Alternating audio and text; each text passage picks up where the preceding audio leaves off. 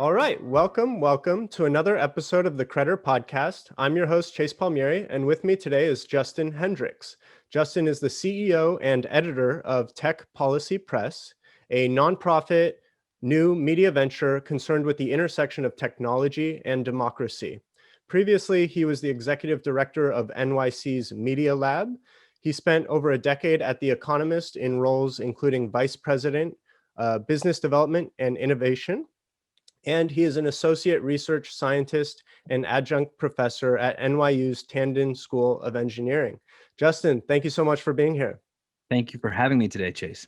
Yeah, I've been following your work for a long time, as I mentioned right before we started, and there's a lot of topics to discuss. But I think that one of the most interesting places to start would actually be with these congressional hearings, not just specifically on the Google, Facebook antitrust, which we're going to get into, but just congressional hearings in general. It seems like there's maybe a disconnect or a lack of understanding from a lot of the people asking questions and trying to hold these CEOs that come in front of them accountable. What is going on here? Is this just a basic lack of understanding of the technical frameworks and the way these businesses are run and how data works and things like this? Or is it something else? Well, I think you probably have all of those things going on at once and probably some other things as well. Various tributaries kind of contribute to that river. One of the things that is always true is that sometimes politics doesn't comport to the facts. That is often true. I noticed that today. I was watching the hearing on antitrust in the Senate with, multiple individuals who were talking about, monopoly powers and tech and how to kind of constrain some of the behemoths. And you had Mike Lee asking questions about censorship and Parler, and to some extent just really misunderstanding some of the basics of the situation and kind of advancing ideas that simply aren't the case. And he's doing that obviously for political reasons. But that's not always true. Sometimes it is the case, as you say, that there's simply people that don't understand some of the nuances or the specifics of the thing that they're asking about. The famous example is, of course, the Mark Zuckerberg testimony where, Senator, we sell ads, I think was the response to how Facebook makes money. It's a bit of both. And somewhere on that spectrum of, they simply don't understand the detail on through to they're there to make a political point, regardless of what the facts are. There's everything in between. Yeah, and I think there's also, I call this kind of accountability theater. I think there's an element of this where some of the people asking the questions want to make sure they have a 20 to 30-second soundbite that they can use to show that they hold big tech accountable. That way that they can make their constituents happy or use it in a future political advertisement, for example. So I guess my follow-up to this would be, how useful are these congressional hearings? Have we really seen any action or consequences as a result of them? Oh, I mean, I should say, and this will give me the opportunity to do it. It's not every congressional representative or senator that asks poor questions. We have absolutely learned a great deal from the recent, testimony of various tech executives and from the experts that have been brought in to talk about everything from extremism and radicalization on through to the antitrust issues. And I think these hearings are absolutely crucial to get to the bottom of what's going on, to help the public understand what the dynamics are that are at play, and ultimately to shape legislation. And if you have been paying attention for the last couple of weeks, as you are, and as you say, there have been a real spate of tech hearings. It really feels like the vectors are coming together, that legislation is looming on a number of fronts. And it's important that these hearings take place because it helps to make the way that legislation is written better. Right. And one of the big legislations that we have seen come through is this antitrust lawsuit, both at the federal level and at some of the state levels, against Facebook. Just a brief background for listeners before we dive in, because this is going to require a lot of nuance here, I think. Just some background for listeners. This has to do with Facebook's acquisition of Instagram and WhatsApp, which were previously cleared. But now the federal government and some local state governments are bringing back this issue using the antitrust framework. And for those who don't know, the antitrust framework is generally used to break up or rein in monopolistic business practices, to enhance more competition in a certain sector, and in general to protect consumers. So can you catch us up on what's going on with this Facebook antitrust lawsuit? Obviously, they were hit with that a few months back, and there's recently their legal team actually tried to dismiss these antitrust hearings. That's right. And yesterday's news about Facebook sort of filing a motion to dismiss both the FTC suit and also the suit from the state attorneys general. There's 48 states that kind of banded together to issue that lawsuit. It's just a procedural thing, almost to be expected. Of course, they would file that motion. I don't think it, will stand or necessarily, change the trajectory of things, at least not according to the experts I've been reading. But clearly that is in process. That is happening. So you've got these couple of different enforcement actions and lawsuits that are looking at whether Facebook should potentially be taken apart, whether it has achieved a monopoly status and some of its parts need to be separated out in order to make the market more competitive. And obviously, the work you do at Tech Policy Press has a lot to do with policy around tech. Does your organization, or maybe you can speak just for yourself, do you think that Facebook should be considered a monopoly? I think that there's a lot of good argument to be had on this, and we're going to see that unfold over the next few months. There was a great hearing today, which I would recommend to everybody pay attention to the news about. If you get the opportunity, Amy Klobuchar sort of led this, antitrust hearing, and I think if you look at the House antitrust hearings, you look at what just happened in the Judiciary today in the Senate, a clear picture does emerge of a set of companies that have exploited platform economics and have achieved a scale and a dominance in certain markets that puts them head and shoulders above their competitors and gives them a power in the market that needs to be considered and potentially constrained. So in my perspective, I do think that it's time that there are certain remedies that are brought against these companies. I am not an antitrust expert, so I don't want to overstate my expertise on antitrust in particular. But what I can say is that there are multiple types of redress that are being considered, and breaking up these companies is only one of them. That is a possibility. It's probably the most extreme possibility that may take place, but there are other types of things that are under consideration, and I should hope that some of those considerations will lead to action. Right. And Facebook was the first to receive this antitrust kind of treatment. Do you expect more companies like Google, Microsoft, Amazon, kind of the other companies that were brought before Congress in those previous congressional hearings? Do you expect more companies to be receiving such antitrust lawsuits going forward? Or do you think that this is kind of a trial exercise on who they think to be kind of the easiest one to go after first? Well, Google is facing a similar set of antitrust lawsuits, but I think if you step back, if you zoom back a little bit, and you kind of look at what's going on in the country, I mean, clearly the politics have changed a bit. We've got a different White House, we've got a Senate and a House of Representatives that are both under Democratic control, and so some of the pieces are on the chessboard are in a different position than they were just a few months ago. And it does look to me like certainly with the appointments now of Tim Wu and Lena Khan, both Columbia law professors who are known to be in favor of taking action against monopoly, we may be about to enter into a different era, and maybe an era of trust busting. Today, Senator Klobuchar was talking about the idea that this kind of era seems to come along once every 100 years or so. Maybe it is an economic cycle. Maybe it's something to do with that. But it does seem as if we're back in that cycle.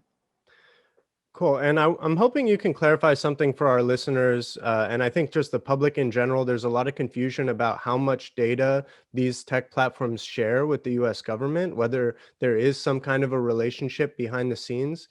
Can you speak to, maybe we can just isolate it to Facebook for this example, but can you speak at all to when Facebook does have to share information with the US government or other governments, and how that kind of backdoor conversation occurs?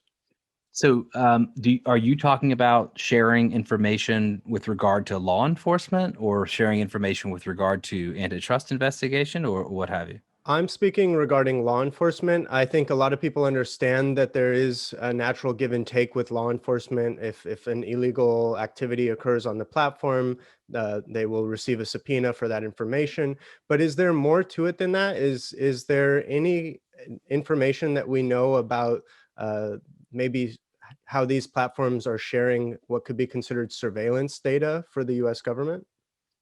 So I'm not aware of that information. I mean, I know people are concerned about that, but for the most part, I believe the companies are required to, work under the rule of law, and so they will be required on occasion to share information with the federal government when an investigation might merit it. We do know that there is coordination around things like intelligence on foreign adversaries that are running operations on the networks around disinformation and things of that nature. That's been something that's been in the media quite a lot lately. I think sometimes those tips could go both ways. um, I think that there's quite a lot to read and be said about the extent to which the federal government requests information in investigations of American citizens, law enforcement investigations, and that comes up in some of these hearings as well. There's conversations about the extent to which data is shared, but it's interesting. A lot of that information that people are most concerned about, a lot of it actually comes from mobile phone carriers. The Verizons of the AT&Ts of this world, with regard to location data and things of that nature, as opposed to necessarily social media information. And that perfectly ties into the next thing I wanted to talk about, which is this kind of idea of Americans, even those who fully acknowledge the danger and the reality of the coronavirus pandemic, even those who fully acknowledge that, some of them are worried that the pandemic is an opportunity or is being used as an opportunity to introduce new levels of surveillance or tracking of citizens. Is there any truth to this? Do you know if there are any new surveillance initiatives that are in place today that weren't in place before the pandemic? I don't believe that that's the case. I would urge your listeners to look up some work by Jonathan Albright, who is a sort of digital forensics researcher at the Columbia's Tau Center, which is a journalism organization. Jonathan did a huge bit of work looking at coronavirus or COVID tracking apps in particular, the types of apps that were meant to do exposure notifications and track individuals in order to alert them if they've been in the presence of someone who has COVID. And the main thing I'd say about them is that there's such a huge number. They many of them are built on the kind of Google or Apple protocols, but there are a number of kind of pirate versions that are out there as well. And it does look like the main thing you've got to be worried about, not really the government, but more that your data may be sold, commercially. And it seems to be the case that with regard to some of those apps, especially the ones that are generated by commercial entities, that there's a lot of leakage and that sort of thing. But of course, that's the case across the web, isn't it? I mean, we use apps and websites all the time that are tracking our location or collecting other forms of information about us, and we don't necessarily know how all that information is recombined one way or another. So the nature of the web is to be, to participate on the web for the most part is to be surveilled. And I don't think these apps are necessarily any different. If I remember correctly, and I have to go back and look at what Jonathan wrote, he didn't find anything that he thought of as obviously nefarious about any of those apps. And I can tell you that if he had, he would have been the first to say so. Okay. And this next question probably it's way outside of my wheelhouse, but it probably takes you a little bit outside of your wheelhouse too, before we get into some of the recent articles you've written. Um, it's this idea of a vaccine passport, this idea that in the near future, we might have businesses or events that are available only to people who can prove through some kind of a vaccine passport or biological identifier that they have taken the vaccine. I think that there is an argument to be made that businesses should be able, as they always have, to decide who they do business with, and that this could actually result in encouraging more people to receive the vaccine. Does your organization, are you guys looking at this issue? Because I think it's bound to be coming up in the next 6 months or so. I have not written about it at present, but one of the people I talk to around surveillance issues, actually, on a regular basis, is a man called Albert Fox-Khan, who works for an organization called STOP, the Surveillance Technology. Oh gosh, I'm gonna let me fix it for you real quick because I'll give you the wrong acronym. I'm so bad at acronyms, I always mess them up. The Surveillance Technology Oversight Project. Make sure I get it right. So he works largely on questions of police surveillance and concerns around how police entities use technology. And he's been very concerned in particular about these vaccine passports. And it's kind of an open question right now what's going to happen. I don't think that vaccine passports are something that have caught on or are widely distributed or dispersed or necessarily being used in a broad way. But he has pointed to the possibility that there could be some dystopian kind of implications if they, in fact, do become popular. There is an op-ed that he just wrote in Wired where he kind of looks at especially how those passports might disproportionately affect Black and Latinx citizens, either looking for jobs or participating in schools, or maybe even being able to participate in the economy.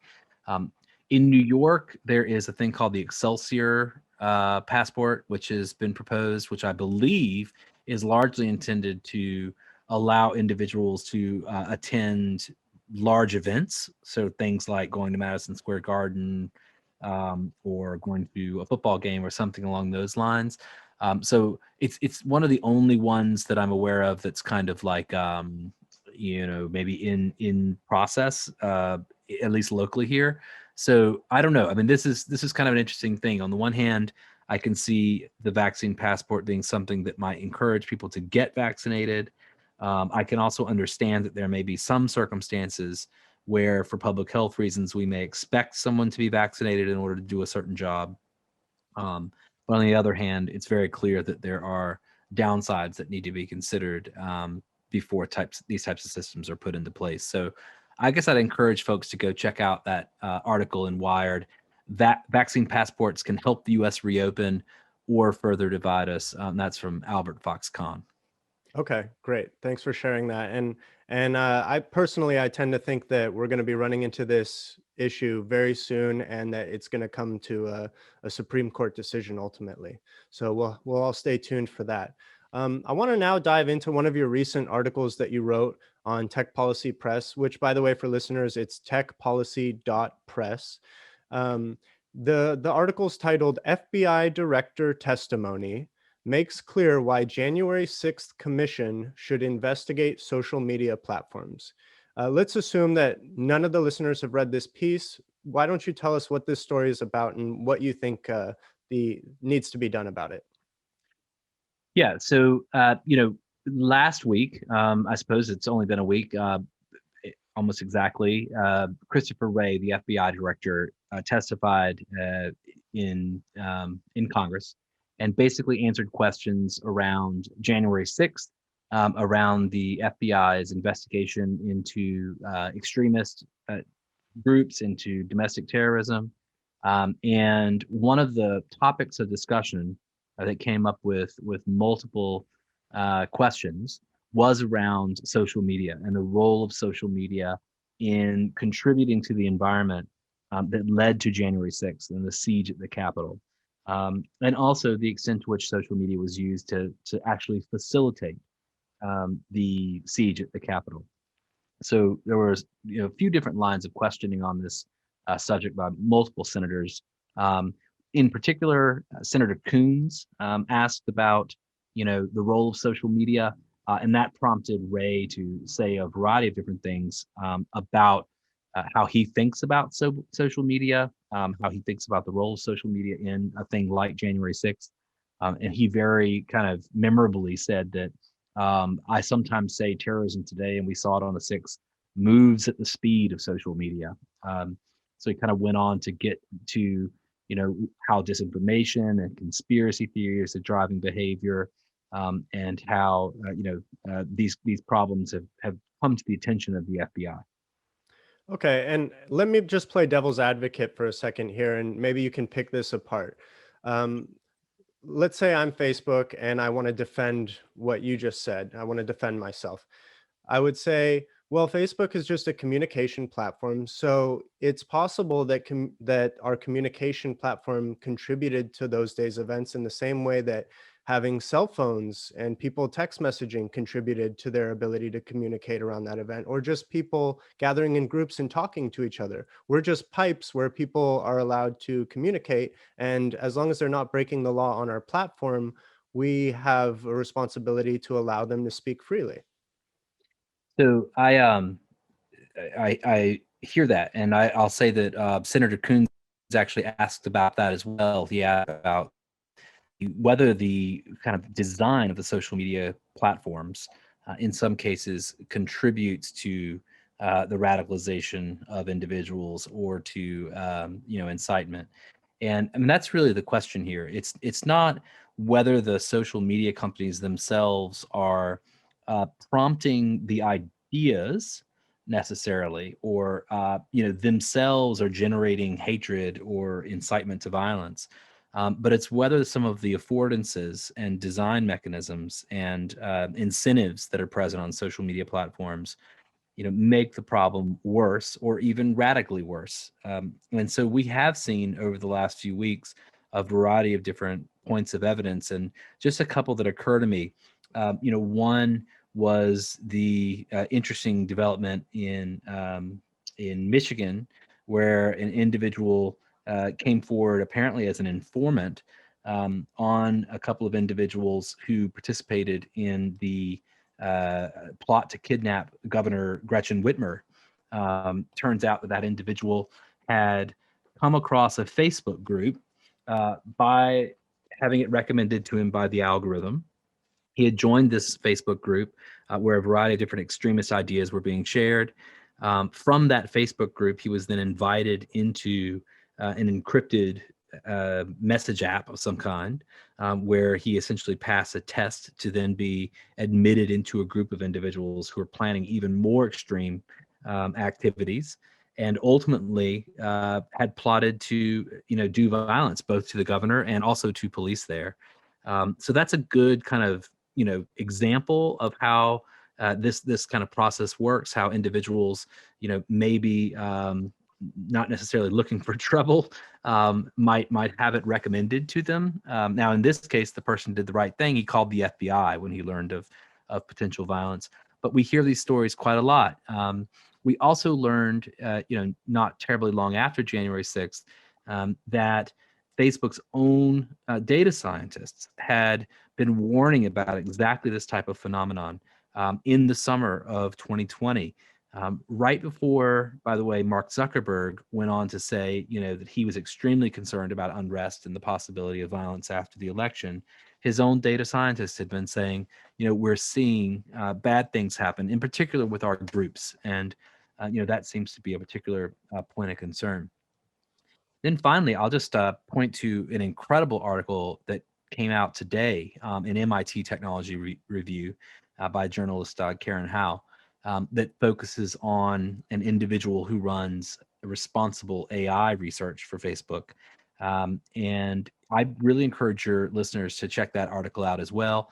It looks at how the company has essentially refused to look at the degree to which its kind of core systems lead to, radicalization, extremism, polarization, these types of things. How there's really no appropriate level of research going on there, and you also just find this individual, one of the individuals who contributed to the generation of the news feed and Facebook's product more generally, wrestling with the fact that he does not know the extent to which Facebook has contributed to the problems that we're seeing in the public sphere. Yeah, that's a great rebuttal. Thank you for that. And you brought up there this kind of, or at least you referenced this kind of rabbit hole that leads to further radicalization and extremism. I think the most the most commonly used example of this is kind of the YouTube rabbit hole, where you click on one video and then it sends you to the next that's maybe a little bit more sensational, and you end up just going down this deep rabbit hole. You write quite a bit about extremism and de-radicalization. Can you talk to me about what can be done to de-radicalize someone? So this is an area of activity and interest. I think that we're going to be hearing quite a lot more about over the next couple of years.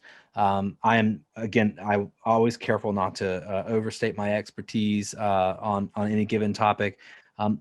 But I find that what we're seeing right now around radicalization in general is that people are reaching out to individuals who have expertise in offline circumstances, doing de-radicalization, maybe of folks who have been in cults or who have been in other extremist organizations. There's quite a lot that was learned by handling ISIS, for instance, and thinking about that. So you see some of these experts that were kind of focused on those types of problems coming to the fore right now.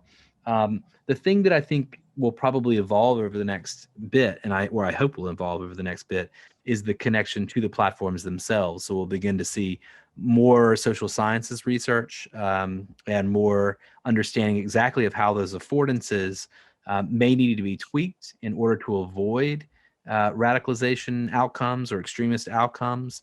And we do know, I mean, Facebook's proven it more than once that sometimes even basic little tweaks can really change outputs. And when you kind of introduce those basic tweaks at scale, it could potentially, have a big effect.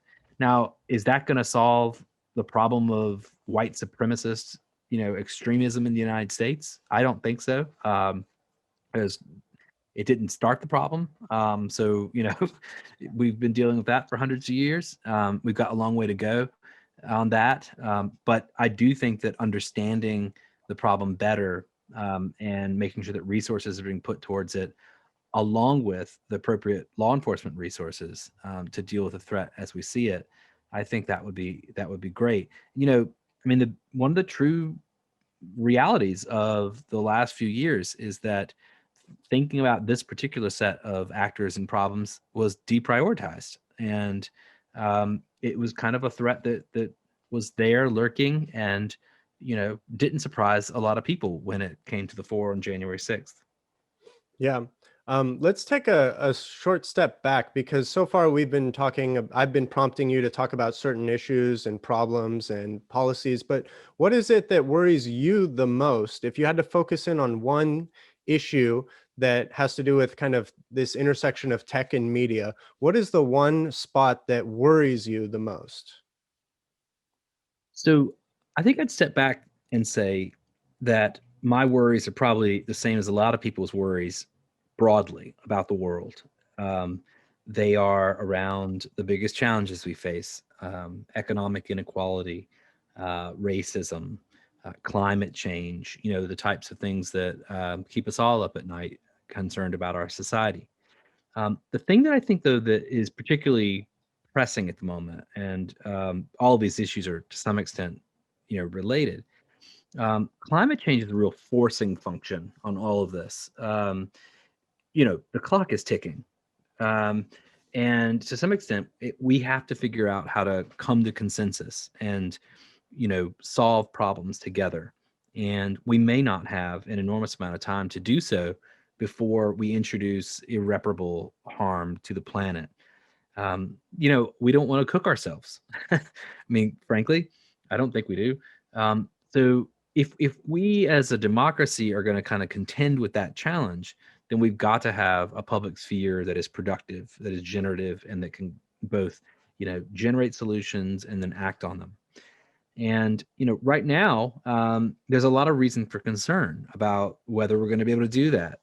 I am buoyed by the fact that in the last few weeks, it seems like some progress is being made. For instance, on you know the pandemic relief bill and other things. But looking back now over multiple administrations, not just the last one, there have been some real problems in American democracy with advancing and with kind of coming to consensus and getting things done. Now, why does that worry me so much? It's not just climate change. It's that we're also in a global competition for forms of governance, and there are options on the table.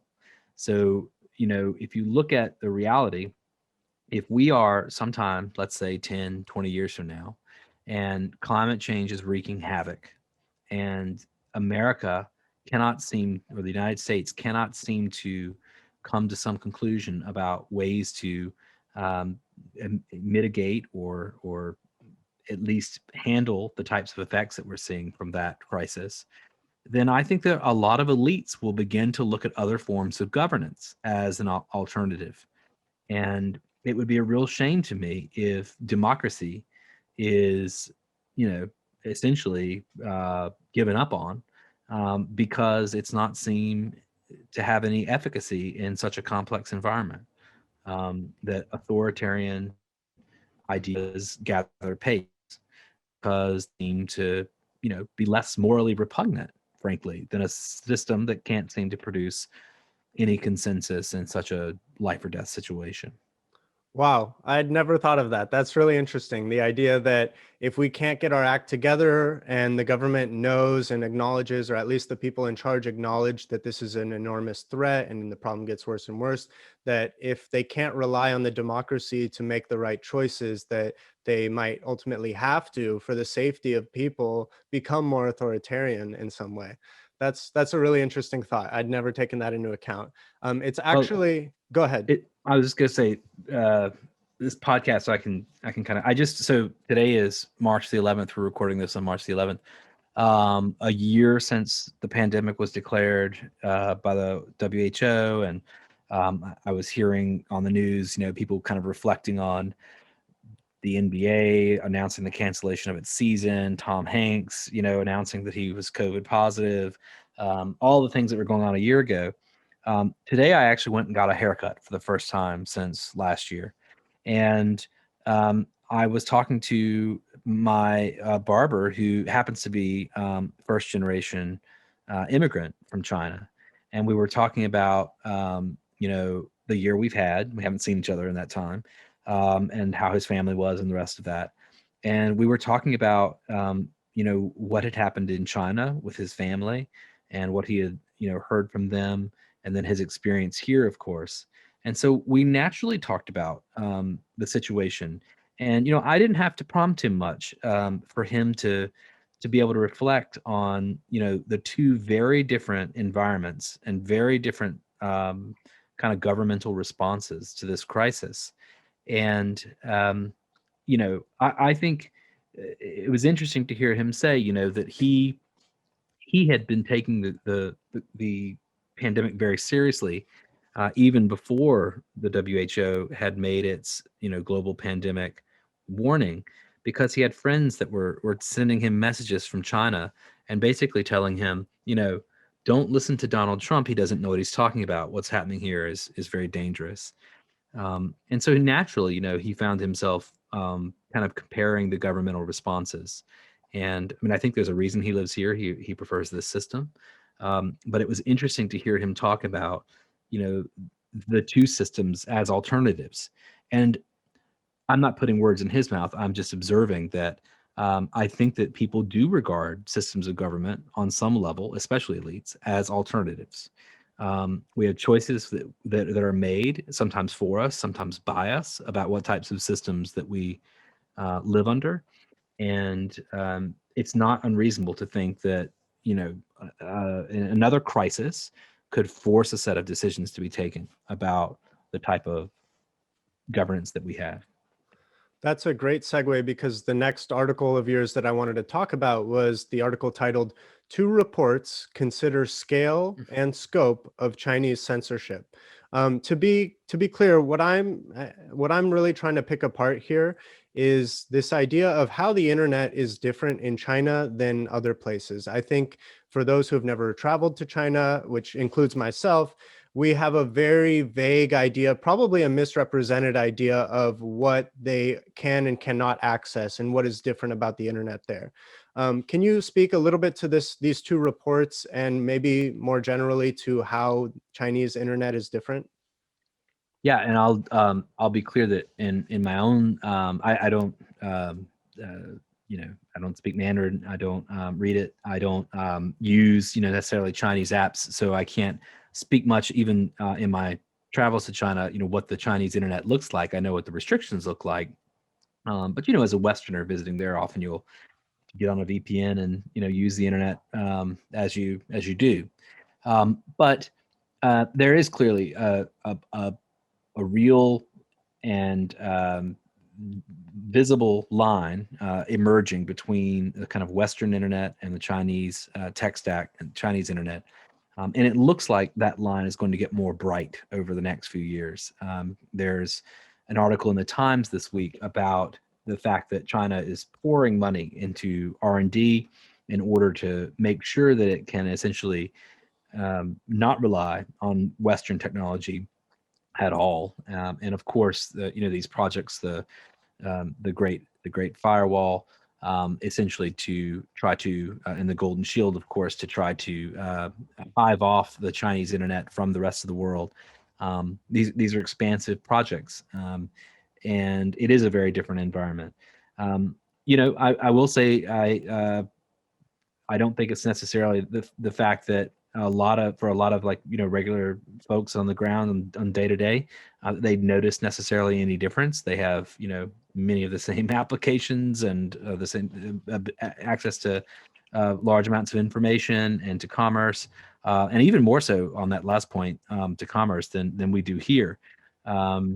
So it's not necessarily the case that folks there are feel they're missing something. Um, and I think in some cases, some of the applications they have, or the role of mobile phones in their lives, is a little more pronounced even than here, if you can imagine that. But it is a different environment, and one that is very much under the control of the government. Yeah.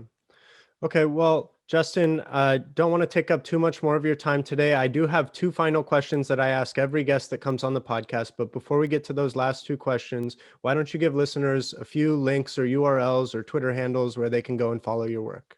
Yeah, so I'm excited for you all to check out Tech Policy Press. We're just getting started, and Chase, I appreciate you having me on to the show to tell folks about what it is we're doing. We're looking at the intersection of technology and democracy. We're looking at the questions of policy and power, how those impact people. So that's what we're after. And we're at techpolicy.press. You can follow us on Twitter at techpolicypress, and I'm on Twitter at Justin Hendrix, and it's JustinHendrix. Great. And all of that will be in the show notes for those of you listening. All right, Justin, last two questions for you here that I ask every guest. They're very off topic, but it's great to get candid answers and, sometimes throw people off their talking points. Not that you were, but just here's the questions for you. Question number one is Bitcoin. Are you a believer or not so much? Oh gosh, I think to say I'm a believer would also indicate that I would have a kind of expertise or understanding of digital currencies that I don't know that I do. It seems to me that there's something there. Today the what did we see? We saw the nifty sale of $69 million for the bit of art. There's Yeah, something there. Beeple. There's some, yeah, Beeple. Yeah. Yeah. There's something there. There's something there. I don't know what to say. I'm not sure I'm a believer that it will necessarily, upend the dollar or replace, currencies or the rest of that. But there's certainly something there in digital currencies, and to say otherwise, I think would be against reality at this point. Cool. And last question for you here is, are we living in a simulation? I doubt it, but I don't know. I think sometimes the metaphors that we use to try to describe the universe are probably a little too comfortably like things we understand. So, even to talk about what's going on in this completely unknowable, universe that we're in, as something that we can understand, which is, like a computer simulation, is probably to undersell exactly how bizarre things actually are. And I don't know, I'm glad you asked that question. I get New Scientist and Scientific American and a couple of other science magazines, and I always pay close attention to the cosmology articles, because I'd love to have the answer to that. I don't suppose I'll ever get to it, but I do like to eat.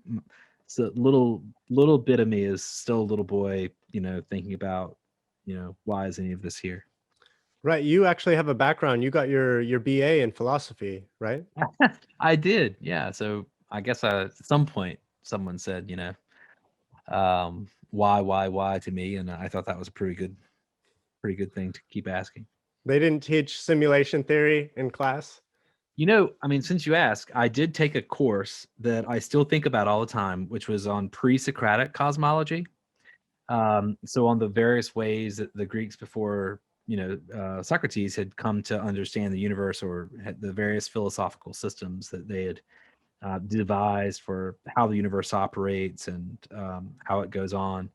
And I don't know, I find that stuff fascinating, not only because some of it is, up kind of looking not unlike scientific concepts that, we sort of rediscovered in the more recent centuries, I should say. But also just because the kind of imagination that it takes to sort of think about the system that makes the universe operate. I don't know. I always appreciated that, especially the way those individuals were doing it, often with no instruments or ability to kind of measure, but rather simply their own logic, their own mind. Yeah. Very interesting stuff, definitely. Well, Justin, thanks for coming on. Appreciate you sharing your insights with the listeners, and appreciate the work you're doing at Tech Policy Press. And hopefully these congressional hearings, hopefully the people asking the questions start reading more of your articles, as well as our listeners. So thanks for coming on today. Thank you, Chase.